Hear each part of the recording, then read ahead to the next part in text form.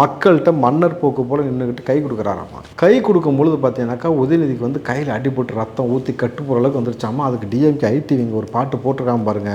பா நீங்கள் பார்த்தீங்கன்னா தான் தெரியும் நம்மளை எவ்வளோ கேனக்கு இருக்குன்னு நினச்சிட்டு இருக்காங்கன்ட்டு. யாரோ இவன் யாரோ கை கொடுக்கும் பொழுது யாருடைய நகமும் லேசப்பட்டு இந்த இடத்துல லேசாக சின்னதாக ஒரு கீரல், அதில் லேசாக ரத்தம் சொட்டு கூட வரல.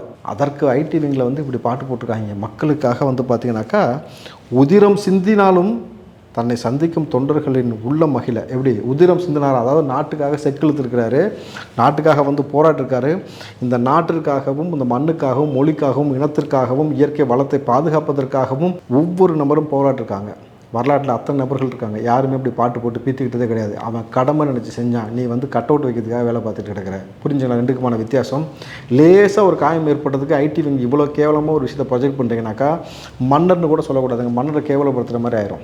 ஏன்னா மன்னர்கள் எப்படி இருப்பார்கள், மக்களோடு மக்களாக சென்று மன்னர்கள் வந்து நீங்கள் அந்த காலத்திலலாம் பார்த்தீங்கன்னா நைட் நேரத்தில் உலா வருவதும் வீதி உலா வருவதும் மக்களுக்கான குறையை தீர்ப்பதும் மக்களுக்காக களத்தில் நின்று போர்க்களத்தில் சண்டை செய்வார்கள். நீங்கள் உங்களோட சண்டை செய்கிற மாதிரி வச்சுருக்கீங்க எங்களை.